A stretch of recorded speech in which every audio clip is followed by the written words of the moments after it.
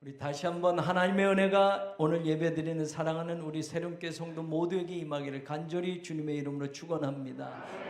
오늘 말씀은 이사야 선지자를 통해서 예수님에 대한 탄생, 메시아에 대한 탄생에 대한 예언을 하시는 말씀입니다. 그런데 여러분, 예수님이 탄생하신 그 기점으로 치자면 이사야 선지자는 700년 전의 사람입니다. 여러분, 700년의 그 기간의 사이를 어떻게 느끼실지, 여러분 지금 예수님이 탄생하셨다고 하면 이 탄생에 대한 메시아 예언이 700년 전, 그럼 지금 2024년에 700년 전으로 돌아가면 이 세상에 어떤 일이 있었는지 아십니까? 프랑스와 잉글랜드가 100년 전쟁을 시작합니다. 여러분, 100년 전쟁 학교 다닐 때 들어보셨죠? 그게 700년 전의 일입니다. 또 어떤 역사적인 사건이 있었느냐? 아비뇽 유수라는 사건이 있었습니다. 프랑스가 아비뇽에 교황청을 옮깁니다. 여러분, 교황청은 로마에 있었는데 교황청을 아비뇽으로 옮기니까 여러분, 아비뇽에 교황을 세웁니다. 그러니까 로마가 여러분 가만히 있을 수가 없지요. 로마에도 교황을 세웁니다. 교황이 둘이 됩니다. 그러니까 교황이 서로 내가 교황이다 싸우니까 이 둘 교황을 또 막기 위해서 또 다른 교황을 세웁니다. 그래서 700년 전에 교황이 3명이나 됐었습니다. 700년 전에는 여러분 중세시대 캐톨릭이 중심이 되는 사회였기 때문에 교황이 3명이다 라고 할 때 정치적으로 종교적으로 얼마나 혼탁했는지를 알 수 있게 됩니다. 우리나라 역사는 어떤 줄 아십니까? 여러분, 당시엔 고려시대입니다. 700년 전으로 들어가면 고려의 원나라가, 여러분 원나라가 세력을 막강하게 떨치니까 고려는 원나라의 속국이 되었습니다. 그래서 충자 돌림의 왕들을 세우고 원나라의 충성을 맹세하는 그런 시기였습니다. 그때 우리가 잘 아는 고려의 공민왕이 고려의 왕이 되면서 원나라와 싸우면서 좀 독립적인 정치를 하려고 했지만 결국 그 꿈을 이루지 못합니다. 여러분, 먼 이야기잖아요. 이사야 선지자로 치자면 바로 그런 700년 전에, 오늘로 치자면 바로 그 700년 전에 세계 역사에 일어났던 우리 스스로도 잘 모르는 그 700년 전에 바로 이사야 선지자를 통해서 오늘 예수님에 대한 탄생에 대한 메시아 예언이 선포되어졌다라는 겁니다. 굉장히 먼 기간, 긴 기간이지요. 자, 그러면 여러분, 오늘 700년 전에 이사야 선지자가 메시아가 태어날 거다라고 하는 이 말씀이 여러분 이사야서 11장에 나오는데 1절에 이렇게 이야기를 합니다. 이새의 줄기에서 한 싹이 나며 그 뿌리에서 한 가지가 나서 결실할 것이요. 10절에 또 이새의 뿌리에서 한 싹이 나서 만민의 기치로 설 것이요.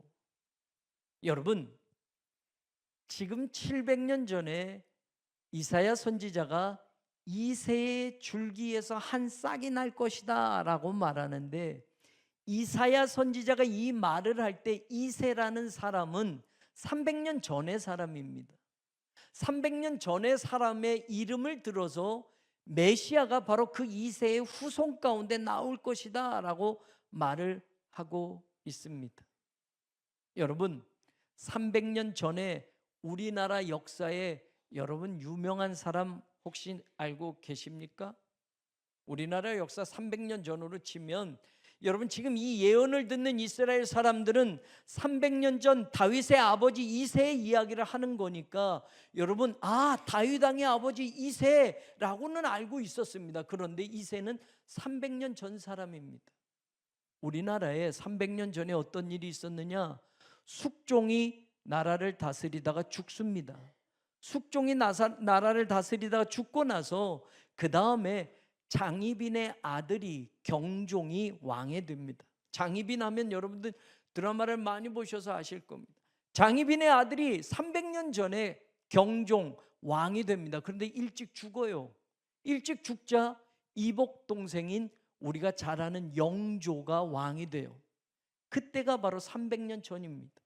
이 예언의 말씀을 들었던 이스라엘 사람들은 300년 전의 인물 다윗 2세의 이야기를 알고 있는 겁니다. 아, 2세 하면 다윗의 아버지인데 바로 그 후손들 가운데 한 싹이 난다고, 한 가지가 난다고, 그리고 거기서 메시아가 태어날 거라고 그런 예언의 말씀을 들었습니다. 그런데 300년이 지났잖아요.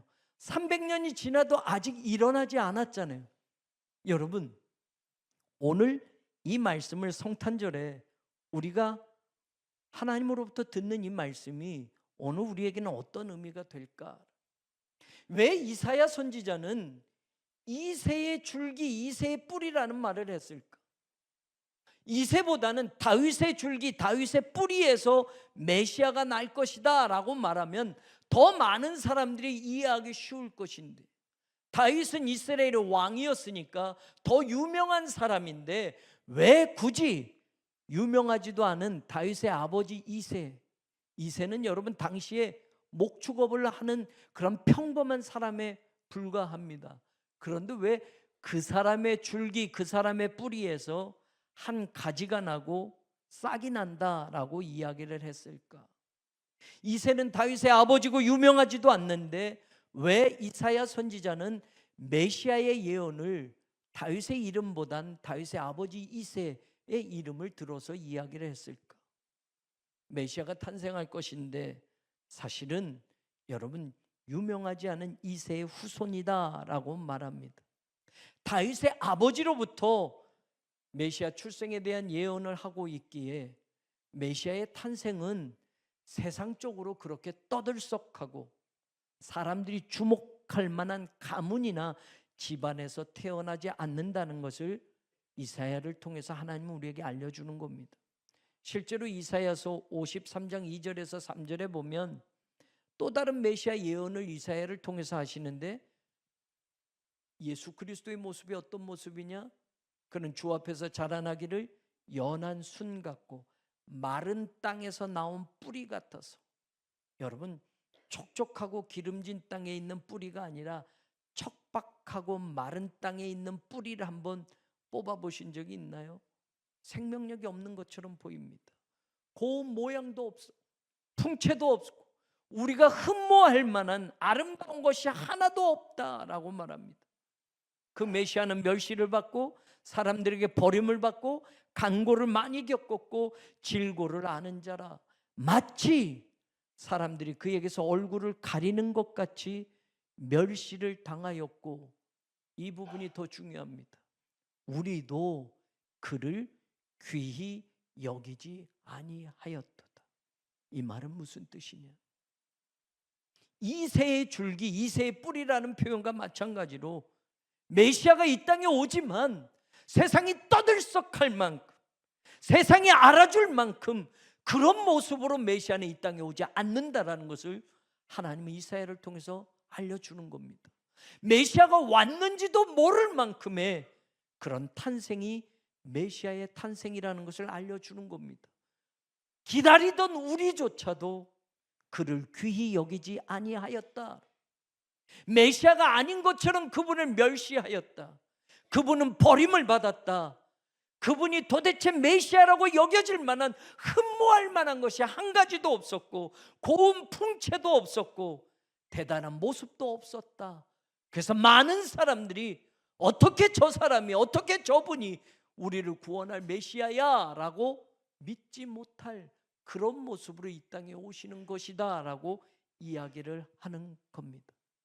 그러면 여러분 2000년 전으로 돌아가서 이 땅에 오시는 예수님을 기다린다고 하는 우리는요, 지금 여러분 우리가 예수님을 기다리면서 예수님을 만나기를 고대하는데 아무도 눈여겨보지 않는 그런 모습으로 이 땅에 오신다고 한다면, 기다리는 우리조차도 그분을 귀히 여기지 않을 뿐처럼 그렇게 천한 모습으로 오신다면, 이미 왔는데도 우리가 그분을 알아보지 못할 정도로 예수 그리스도가 오시는 것이라면 지금 우리의 신앙의 기다림은 어떤 기다림이 되어야 할까라는 겁니다. 오늘 이사야는 계속 이야기를 합니다. 이새라는 별 볼 일 없는 사람에게서 그 메시아가 나올 것이라고 이야기를 하면서 이새의 줄기에서 한 싹이 난다라고 말합니다. 여러분, 우리말로 줄기 하면 영어로 stem이에요. 여러분, 줄기세포 스템셀 많이 들어보셨을 거예요. 스템셀을 잘하면 거기서 여러분 많은 유전자로 인해서 뭐 좋은 것들을 만들어낼 수도 있고 장기도 만들어낼 수 있지만, 여기서 말하는 줄기, 깨자흐, 히브리어는 줄기라는 뜻이 아닙니다. 이 깨자흐라는 단어는 스템, 줄기라는 뜻이 아니고 여러분 스탬프, 구루터기라는 거예요. 여러분, 나무가 베어지면 덩그러니 밑둥만 남는 걸 구루터기라고 하는 거예요. 사실 이 단어는 그런 단어입니다. 줄기가 아닙니다. 줄기하면 뭔가 그래도 생명을 기대할 만한데, 여러분, 베어진 나무의 구루터기라는 거예요. 베어졌으니 절망입니다. 베어졌으니 끝난 것처럼 보이는 겁니다. 거기에서 나는 싹이 뭐가 될까라고 할 만큼 말입니다. 메시아는 그렇게 태어난다라는 겁니다.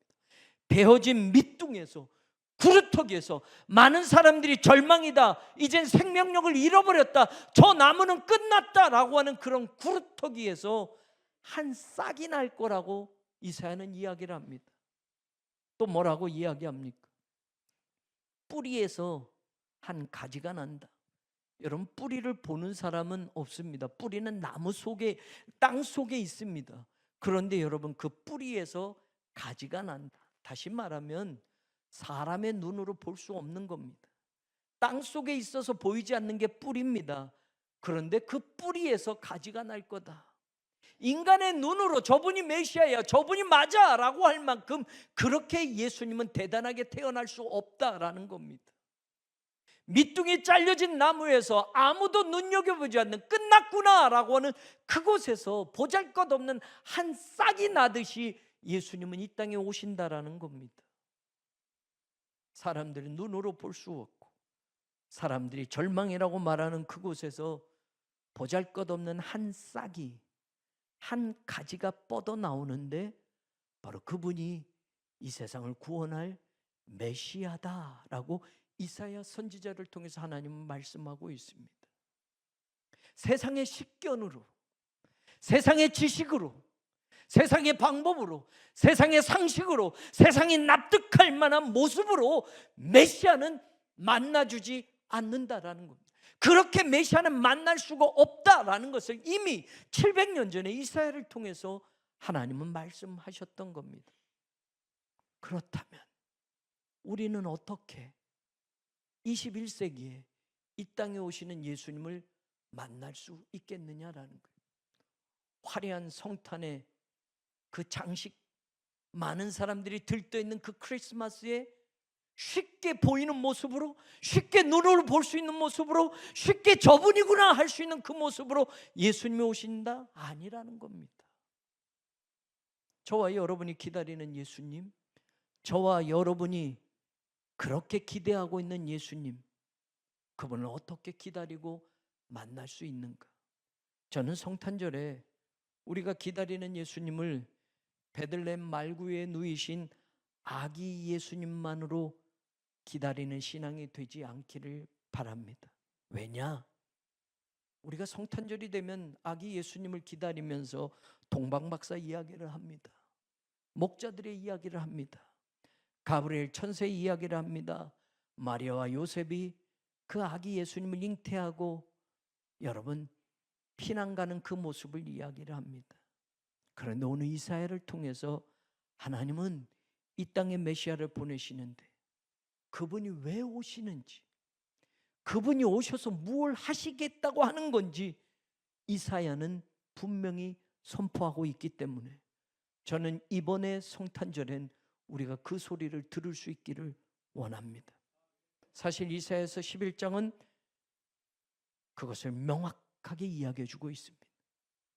1절에 다시 돌아가면 이새의 줄기에서 한 싹이 나고 그 뿌리에서 한 가지가 나서, 여러분 그 다음에 나오는 말이 중요합니다. 뭐 한다고요?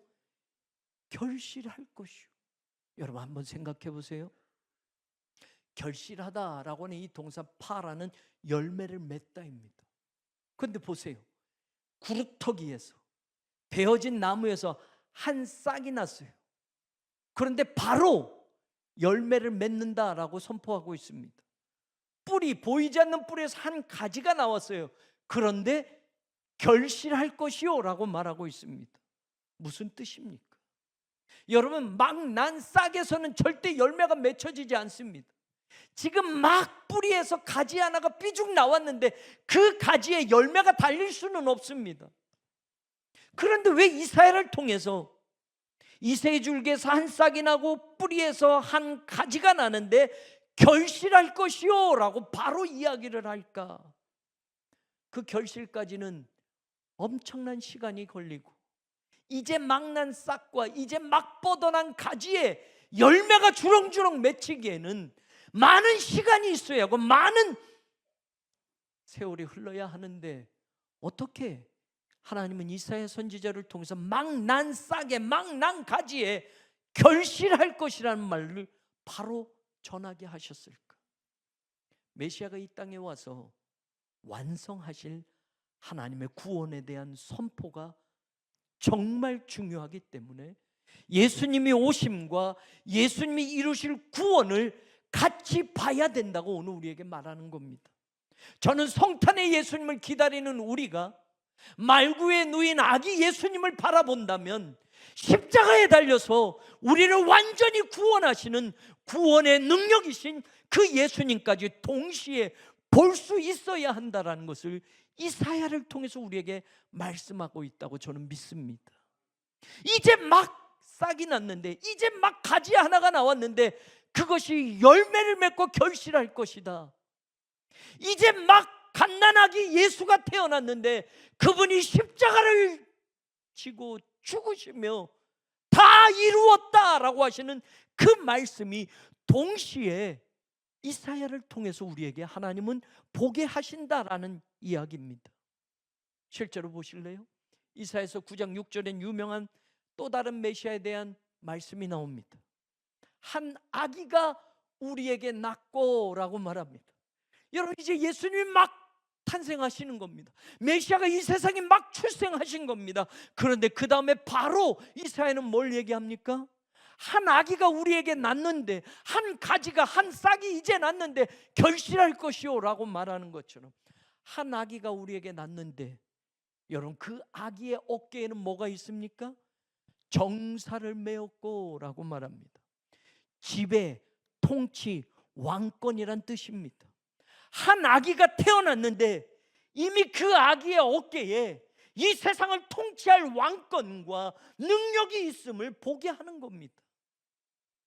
그의 이름은 기묘자요, 모사요, 전능하신 하나님, 영존하시는 아버지, 평강의 왕이다라고 바로 선포하는 겁니다.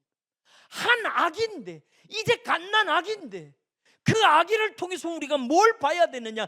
이분이 영존하시는 아버지요, 전능한 하나님이요, 평강의 왕이요, 만왕의 왕이요, 우리를 구원할 구원자 예수 그리스도시다라고 바로 선포하고 있다라는 말씀입니다. 성탄의 예수님을 기다리면서 우리는 동시에 인류를 구원할 십자가에서 죽으신 예수 그리스도를 같이 바라볼 수 있어야만 합니다. 성탄의 아기 예수님과 동시에 하나님의 구원의 완성자이신 예수님을 볼 수 있고 기대하고 기다리는 신앙이 바로 대강절 신앙이 되어야 된다라는 말입니다.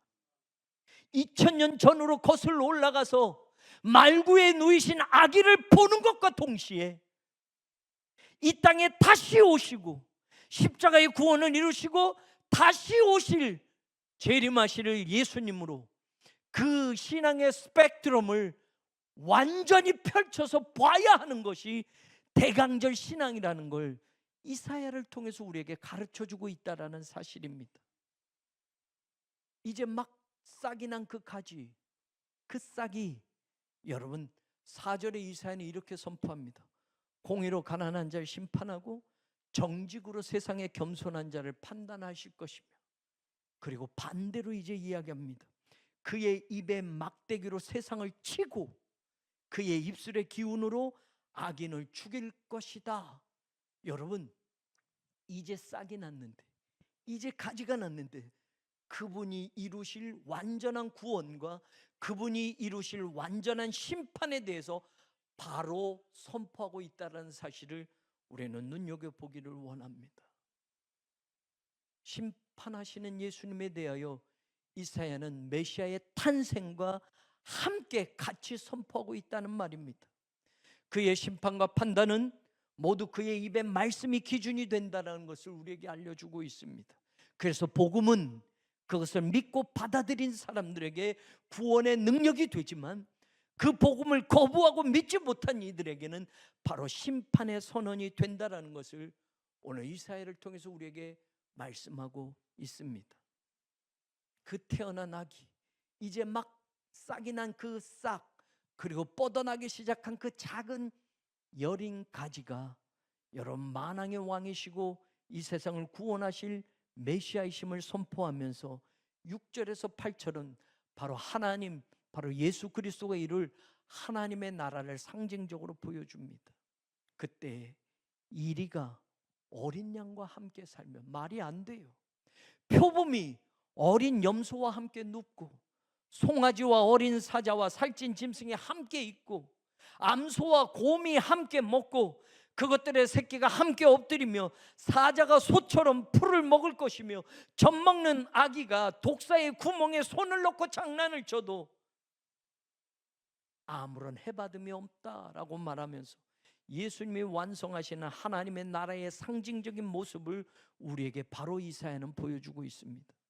먹이 사슬의 체계가 분명한 동물들의 세계에서 모든 것이 하나로 어우러지고 있는 모습은 바로 메시아 왕국의 주인이신 평강의 왕이신 예수 그리스도가 완성하실 하나님 나라의 모습을 우리에게 바로 보여주고 있다는 사실입니다. 그래서 9절에 내 거룩한 산 모든 곳에서 해됨도 없고 상함도 없을 것이라, 하나님의 아들 예수 그리스도가 이 땅에 이루실 하나님의 나라의 완전한 모습을 우리에게 보여주고 있습니다. 성탄절에 우리가 기다리고 있는 예수님은 말구유에 누워있는 갓난아기 예수님뿐만이 아니라 이 세상의 구원과 하나님 나라의 완성을 이루시는 전능하신 하나님, 영존하시는 아버지, 그 어깨에 정사를 메고 통치와 왕권을 가지신 평강의 왕이신 메시아가 바로 오늘 우리가 기다리는 성탄의 예수님임을 잊지 않기를 바랍니다. 만왕의 왕이신, 우리에게 완전한 구원을 주시는 예수 그리스도가 이 대강절에 우리가 기다리고 있는 메시아이심을 우리의 입으로도 선포하고 우리의 믿음으로도 받고 믿고 전할 수 있는 복된 성도들이 되기를 주님의 이름으로 간절히 축원합니다. 9절은 바로 완전한 하나님의 나라가 이루어지는 이유에 대해 무엇 때문에 라고 하는 이유를 나타내는 접속사 히브리어 키를 첫 번째 단어로 놓고 말하고 있습니다. 왜 이런 하나님의 나라가 이루어지는 줄 아냐? 왜냐하면 여호와를 아는 지식이 세상에 충만할 것이기 때문이다 라는 말입니다. 여러분, 예수님을 기다리는 대강절기에 이사야를 통해서 그 갓난아기 예수님만이 아니라 이 땅에 완전한 구원을 이루실 바로 구원자 예수 그리스도를 함께 보게 하시면서 이 땅에 이루어질 하나님을 아는 지식이 완전히 충만한 그 완전한 구원이 이루어지는 그 모습을 우리에게 하나님은 이사야를 통해서 다시 선포하고 있습니다. 하나님은 알면 우리의 죄가 얼마나 더럽고 추악한 것인지를 우리가 알게 됩니다. 하나님의 은혜가 얼마나 큰지를 알면 우리는 우리의 죄로 인하여 죽을 수밖에 없는 죄인이었다라는 것을 우리가 알게 됩니다. 여호와를 아는 지식이 세상에 충만하게 될 때 인간의 완악함과 패역함이 그 뿌리로부터 뽑혀지고 하나님의 평화가 넘치는 하나님의 나라 백성으로 살아갈 수 있는 은혜가 우리에게 주어진다라는 것을 다시 한번 믿을 수 있기를 주님의 이름으로 축원합니다.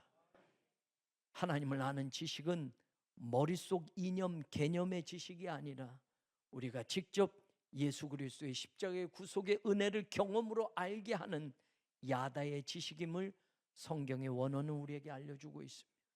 내 삶으로 만난 예수님이, 내 삶으로 경험한 십자가의 은총이 내가 하나님의 자녀임을 생생하게 알게 한다라는 말입니다. 여호와를 아는 지식이 충만하게 될 것이고, 그때 하나님의 나라가 완성될 것이고 하나님의 구원이 이루어질 것임을 바로 이 땅에 태어나실 메시아를 선포하며 이사야는 우리에게 그 마지막까지 보게 하고 있습니다. 사랑하는 여러분, 대강절교에 우리가 기다리는 예수님은 바로 그런 예수님이십니다. 그 예수님을 놓치지 않고 만나는 복된 절기가 되기를 주님의 이름으로 간절히 축원합니다. 마지막 중요한 것을 한 가지 더 말하고 싶습니다. 오늘 본문의 제목이기도 합니다.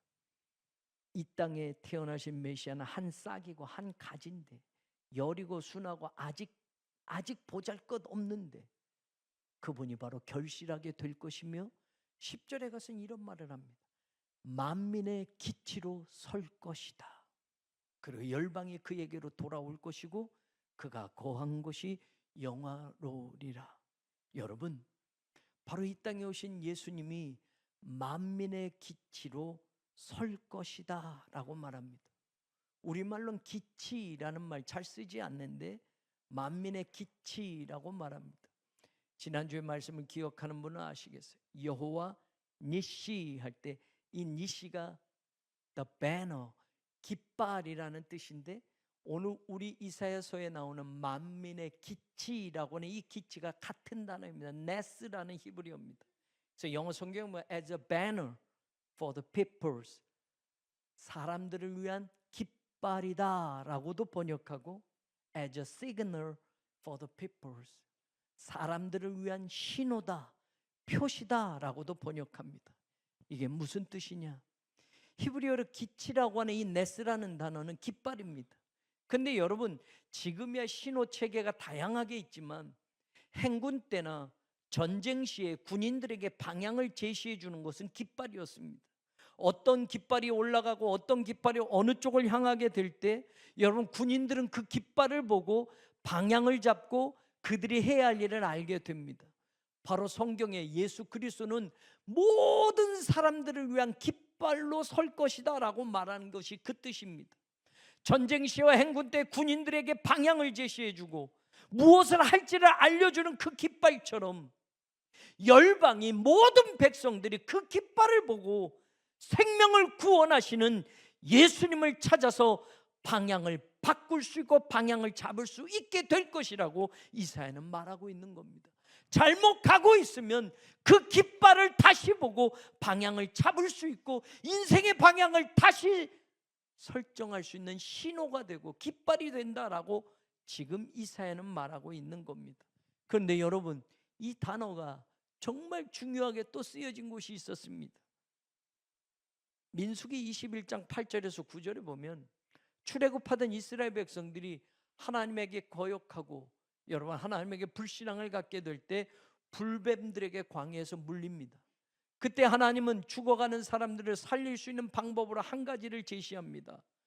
긴 장대 위에 놋뱀을 만들어서 세워놓아라. 그리고 사람들이 그것을 보면 살리라 라고 말합니다. 민수기 21장 8절 9절에 보면 여호와께서 모세에게 이르시되 불뱀을 만들어 장대 위에 매달아라. 물린 자마다 그것을 보면 살리라. 9절에 모세가 놋뱀을 만들어 장대 위에 다니 뱀에게 물린 자가 놋뱀을 쳐다본즉 모두 살더라. 여러분, 여기에 똑같은 단어가 네스라는 단어가 쓰여졌어요. 이사야가 만민의 기치로 선다 하고는 이 기치라는 단어 네스가 장대라는 단어에 똑같이 쓰여졌습니다. 백성들이 그걸 보면 살 것이다 라고 말할 때 그 놋뱀을 달아 올렸던 그 장대, 그 신호, 그 깃발이 바로 생명을 살리는 상징이 되었던 것처럼 똑같이 그 단어를 쓰고 있습니다. 그리고 여러분, 더 놀라운 것은 요한복음 3장 14절에 요한이 이렇게 말합니다. 모세가 광야에서 뱀을 든 것 같이 인자도 들려야 하리니, 요한복음 3장 15절, 이는 그를 믿는 자마다 영생을 얻게 하려 하십니다. 이사야가 예수님은 만민의 깃발로 설 것이다, 만민의 인생을 살리는 신호가 될 것이다 라고 말하는 그 뜻이, 여러분, 민수기에 모세가 불뱀에 물린 사람들을 살리는 상징과 신호가 되게 하신 하나님의 말씀이 다시 여러분 시대를 지나서 요한복음에서 요한이 말하는 겁니다. 예수님은 모세가 들어 올렸던 그 놋뱀처럼 들려 올려져야 될 것이고, 사람들은 그 예수를 믿음으로 영생을 얻게 될 것이다 라고 성경이 말하고 있습니다. 사랑하는 여러분, 예수 그리스도가 이 땅에 오셔서 만민의 기치로 설 것이라고 말하고 있는 이 말씀이 오늘 우리에게 이루어졌음을 믿으시기를 주님의 이름으로 축원합니다. 모든 사람을 살리는 생명의 깃발이 되고, 그 신호를 제대로 보는 사람만이 죽음의 자리에서 영생의 자리로 갈 수 있는 길이 열려진다는 것을 깨닫게 하시는 하나님의 은혜였다라는 것이 메시아에 대한 예언 속에 포함되어져 있다라는 말입니다. 갓난아기 예수 그리스도를 봄과 동시에 십자가에 달려 죽으시며 모든 인류를 구원하시는 만민의 기치로 서시는 그 예수님을 같이 보라고 오늘 하나님은 이사야를 통해서 우리에게 선포하고 있는 겁니다. 성탄의 예수님을 기다리는 우리가 그 성탄의 예수님을 기다리면서 십자가에 달려 죽으시며 우리의 죄를 용서하시고 우리에게 영원한 생명을 주시는 구원자 되신 예수님을 동시에 같이 볼 수 있는 그런 신앙이 저와 여러분의 것이 되기를 주님의 이름으로 축원합니다. 동시에 다시 오실 그 예수님을 함께 보십시다. 다시 오시는 그 예수님이 이루실 완전한 구원이 이 땅에 펼쳐질 때, 그분이 바로 만민의 기치로 모든 사람을 구원하는 하나님의 신호요, 모든 사람을 구원하는 하나님의 깃발로 우뚝 서서 그것을 보는 자마다 살리라고 약속하신 그 말씀이 이루어지는 것이 오늘 성탄에 우리에게 주시는 말씀이며, 우리가 기다려야 할 예수 그리스도이심을 저와 여러분이 믿을 수 있기를 주님의 이름으로 축원합니다. 그래서 이사야 선지자는 만민의 기초로 서신 그 메시아를 통해서 11절에 남은 백성이 돌아올 것이고, 12절에 쫓긴 자들과 흩어진 자들을 모으실 것이고, 16절에 남은 자들을 위하여 큰 길이 있게 하셔서, 그 길은 어떤 길이냐? 이스라엘 백성들이 애굽 땅에서 종살이하다가 출애굽해서 나오던 날과 같게 하실 것이라고 선포하는 겁니다. 이새의 뿌리에서 나오는 한 싹, 그 메시아 예언에서 이사야는 예수님의 십자가까지 말하고 있음을 들으십시오. 그 십자가야말로 예수님의 탄생의 이유이며 예수님의 메시아로 오시는 목적이기도 합니다. 성탄은 예수님의 십자가를 보게 하고 다시 오셔서 이 세상을 심판하시고 완전한 구원을 이루셔서 하나님의 나라를 세우실 만왕의 왕이신 예수님을 동시에 보게 하는 것입니다. 만민의 기치로 설 것이라는 말씀이 오늘 우리에게 전하는 메시지, 인류를 구원할 메시아가 탄생할 것이다. 그의 십자가는 영생을 얻게 하는 깃발로 서게 될 것이다. 그 예수 그리스도가 이 땅에 완전한 구원을 이루시고 심판하실 것이다. 그 믿음이 오늘 저와 여러분 성탄을 기다리는 우리의 믿음이 되고, 갓난아기 예수님의 모습만이 아니라 십자가에 달려 죽으시며 우리를 구원하시는 구원자이시고 결실하시고 만민의 깃발로 서시는 그 예수님, 모든 인류를 구원할 그 생명의 길에 시그널이 되시고 그 생명의 길에 깃발이 되시는 그 예수님이 바로 오늘 저와 여러분이 만날 성탄의 예수님을 믿으시고 우리의 신앙의 자리로, 그리고 삶의 자리로 그 믿음을 가지고 담대하게 나가는 하나님의 자녀들 되기를 주님의 이름으로 간절히 축원합니다. 성부, 성자, 성령 삼일째 하나님의 은혜와 사랑과 그 능력의 역사가 오늘 성탄에 예수님을 기다리는 사랑하는 모든 성도들 위해, 비록 지금 과정 중에 힘들고 어려운 예배 처소를 잃어버린 우리의 상황 속에 하나님이 건축하실 새 성전과 그 성전을 통해 이루실 하나님의 선교와 하나님의 놀라운 일들을 기대하는 모든 성도들 위해, 그리고 몸이 아픈 환우들과 투병 중에 있고 끝까지 믿음으로 싸워나가는 사랑하는 성도들 위해 영원히 함께하여 지기를 간절히 축원하옵나이다. 아멘.